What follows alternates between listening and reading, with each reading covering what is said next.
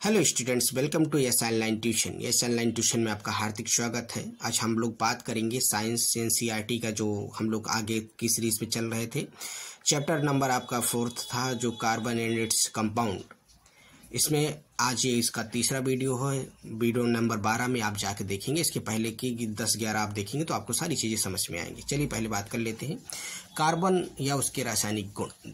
Carbon और रासायनिक गुण में हम पहले बात करेंगे दहन क्या होता है, जिसे कहते हैं कंबशन। तो इसका सिंपल सी बात को आपको समझना रहेगा। इसी तरह एकदम सिंपल सी डिफिनीशन है, आपकी किताब में बहुत लेंदी है, लेकिन हमने सिंपल सा बिल्कुल टर्म में ऐड किया है। सामान्यतः ये यौगिक जो ऑक्सीजन के साथ, जो वायु या ऑक्सीजन की उपस्थिति में होकर कार्बन डाइऑक्साइड या जल उत्पन्न करते हैं तथा प्रचुर मात्रा में ऊष्मा या प्रकाश मुक्त करते हैं, उसे हम क्या कहते हैं, दहन कहते हैं। या ऐसे समझिए कि सामान्यतः वह यौगिक जो ऑक्सीजन की उपस्थिति में जलते हैं और बहुत ज़्यादा मात्रा में कार्बन डाइऑक्साइड और जल उत्पन्न करते हैं, उसे हम क्या कहते हैं, दहन कहते हैं। जैसे CH4 मीथेन प्लस 2O2, तो क्या बनता है, CO2 carbon dioxide plus 2H2 water plus ऊष्मा प्लस लाइट। मतलब कोई चीज़ जब हम दहन करते हैं, मतलब जलाते हैं, ऐसे दहन मतलब होता है जलाना। जब कोई चीज़ हम जलाते हैं तो हमें हीट भी मिलती है, ऊष्मा भी मिलती है और प्रकाश भी मिलता है। आप देखा होगा, कोई लकड़ी जला दीजिए तो आप देखेंगे कि आपको धुआं क्या है, कार्बन डाइऑक्साइड है। उसके बाद लाइट निकलती है, उजाला हो जाता है। उसके बाद हीट निकलती है। जैसे अब ठंडक में आप आग तापते हैं तो आग जलाते हैं तो आपको हीट मिलती है और लाइट भी जलती है और धुआं भी निकलता है। धुआं क्या है, कार्बन डाइऑक्साइड, CO2। ऐसे समझ सकते हैं, उसी को हम क्या कहते हैं, दहन कहते हैं। चलिए दूसरा बात करते हैं। मीथेन देखेंगे। मीथेन क्या है, एक गैस होती है जिसे गोबर गैस भी कहते हैं। गोबर गैस में मीथेन गैस निकलती है। वायु में दहन अभिक्रिया की निम्न होती है। जैसे CH4 प्लस 2O2, तो CO2 प्लस H2O प्लस ऊष्मा प्रकाश। पहला एक आपने रिएक्शन देखा। दूसरा आप देखेंगे मेथनॉल। मेथनॉल का फार्मूला क्या है, तो CH3CH2OH। अभी इसके बारे में भी और पढ़ना है। मेथनॉल क्या है, वायु में दहन होने पर CO2 ये भी कार्बन डाइऑक्साइड देता है, उसके बाद जल और ऊष्मा तथा प्रकाश देता है। जैसे CH3CH2OH प्लस किसके साथ, ऑक्सीजन के। देखिए कोई भी चीज़ जलती है तो ऑक्सीजन की उपस्थिति में, तो क्या निकलेगा, 2CO2 जिसे कार्बन डाइऑक्साइड कहते हैं प्लस CH2O जैसे वाटर कहेंगे प्लस ऊष्मा और प्रकाश। कहने का मतलब है जलने से तीन ही चीज़ें हमें देखने को मिलेंगी, ऊष्मा, प्रकाश और कार्बन डाइऑक्साइड तथा वाटर।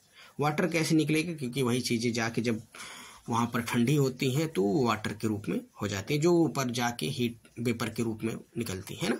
तो ये चीज़ आपको समझ में ले आनी चाहिए कि दहन क्या है। दहन वह प्रक्रम है जो ऊष्मा, जो ऑक्सीजन की उपस्थिति में जलता है तो उसे हम दहन कहते हैं, और इसमें प्रकाश और ऊष्मा निकलती है। उसके बाद हम बात करेंगे ऑक्सीकारक की।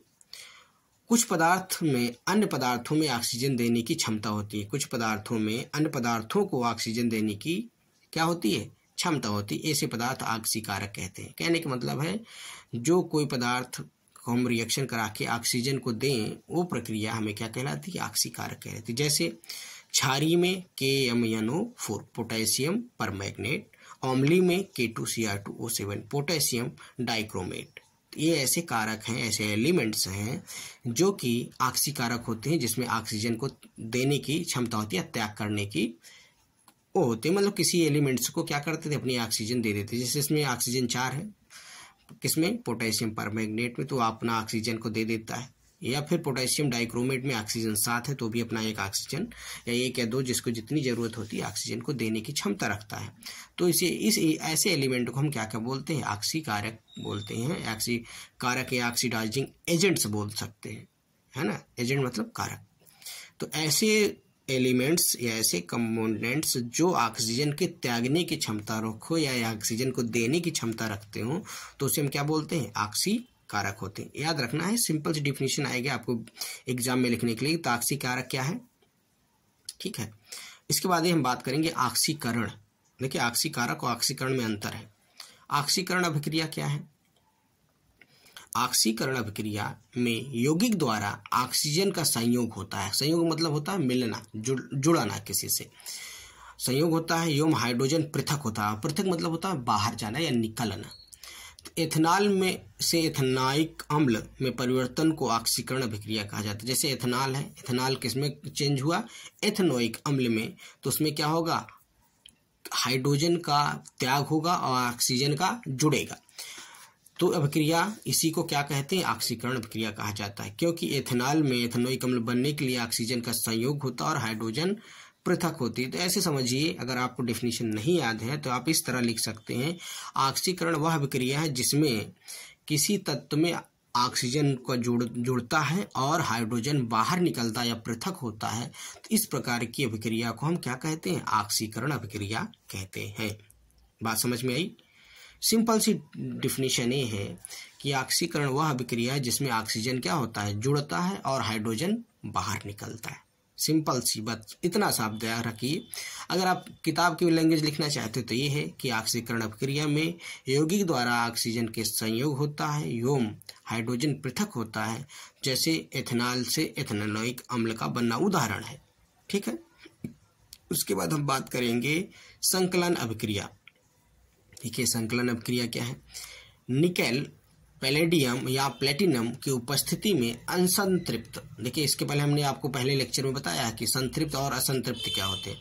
असंतृप्त हाइड्रोकार्बन हाइड्रोजन के साथ जुड़कर संतृप्त हाइड्रोकार्बन का निर्माण करते हैं। तो इस प्रक्रम को वनस्पति तेल या वनस्पति घी में परिवर्तित किया जाता है। तो इसी को हम क्या कहते हैं, संकलन अभिक्रिया कहते हैं। देखो, संतृप्त में क्या होता है, सिंगल बॉन्ड बनता है, असंतृप्त में डबल और ट्रिपल बॉन्ड बनता है। याद रखना है, सिंपल सा इतना है।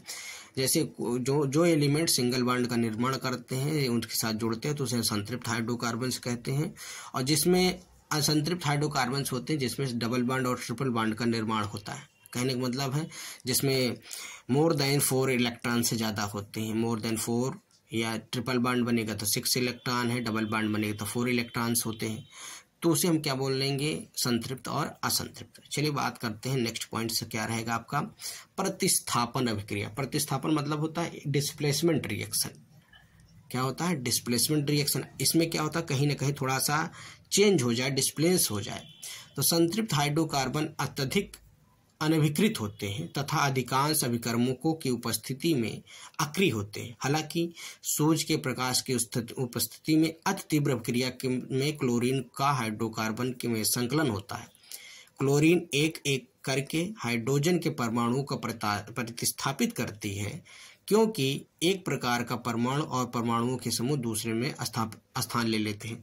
कहने का मतलब कोई एक परमाणु दूसरे का जब स्थान ले ले, जैसे मान लीजिए आप अगल कहते हैं ना भाई, आप एक चेयर पे मान लीजिए आपके पास एक बेंच है, बेंच पे कई लोग बैठे हैं, तो आपने एक बेंच से हट के दूसरे बेंच पे चले गए, तो आपने क्या कर दिया, डिस्प्लेसमेंट हो गया, आपने रिप्लेस कर दिया। तो वही है कि जब कोई एक हाइड्रोकार्बन दूसरे हाइड्रोकार्बन के स्थान ले लेता है या अधिक रिएक्शन करके ऐसा चीज होता है, तो उसे हम क्या बोलते हैं, प्रतिस्थापन अभिक्रिया।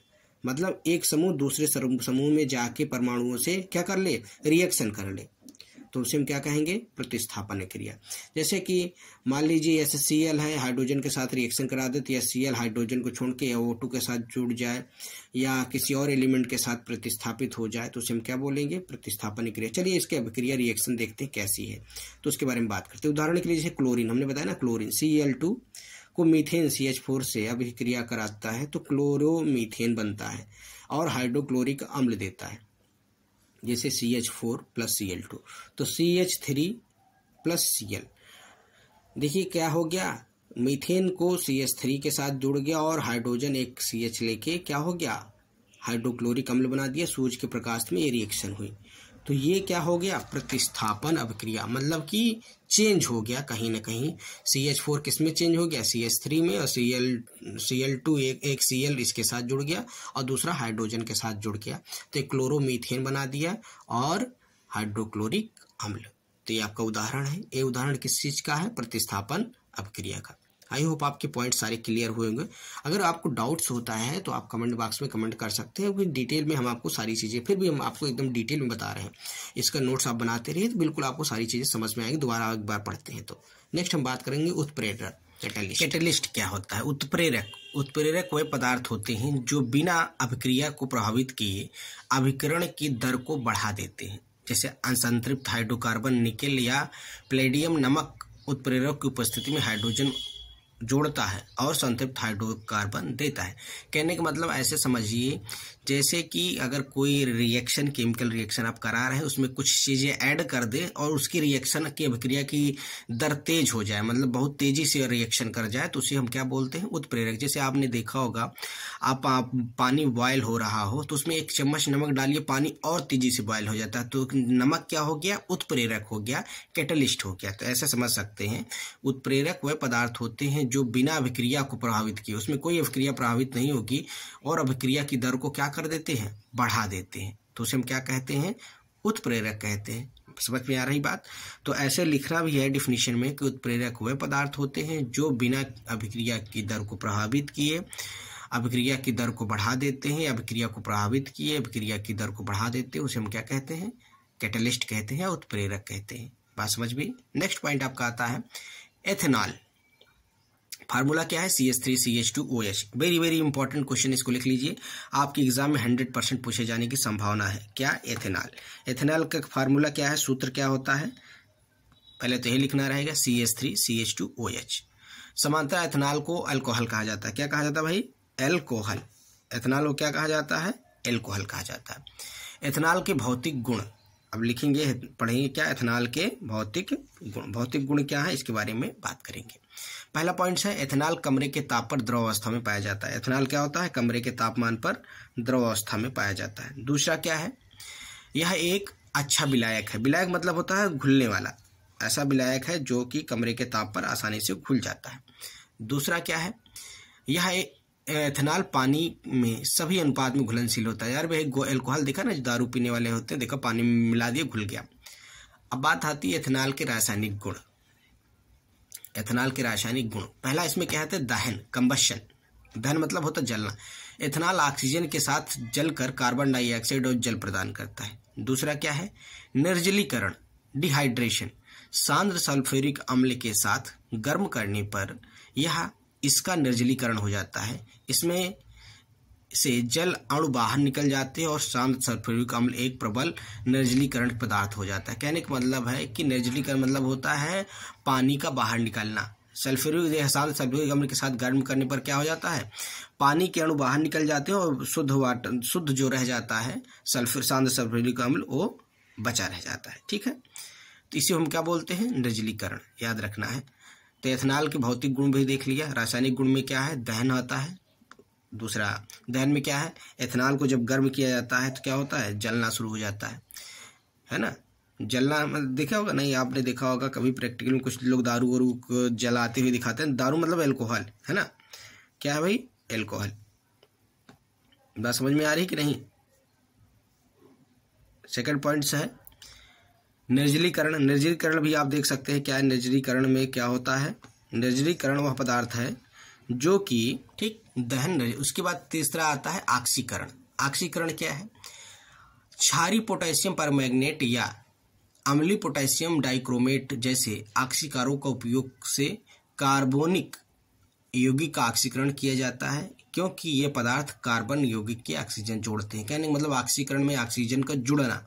किसी भी अभिक्रिया में जब ऑक्सीजन जुड़ता है तो उसे हम क्या कहते हैं? ऑक्सीकरण कहते हैं। और हाइड्रोजन क्या होता है? बाहर निकलता है।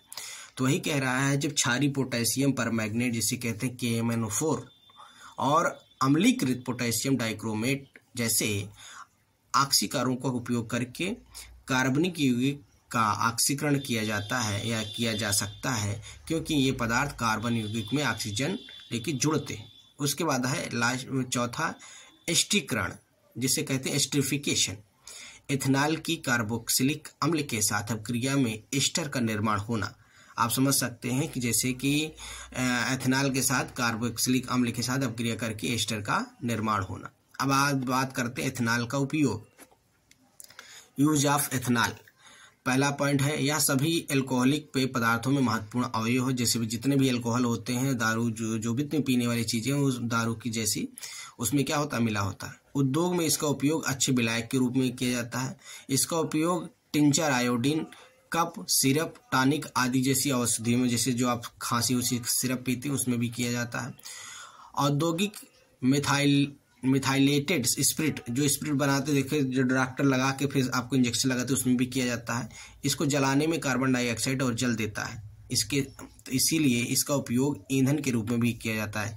तो आप जान लें एथेनॉल का उपयोग किसमें किया जाता है, ईंधन के रूप में। देखो पेट्रोल में भी एथेनॉल की मिक्सचर की बात की जाती है, तो कहने का मतलब है कि जलता है तो धुआं आएगा, कार्बन डाइऑक्साइड और जल भी निकलता है।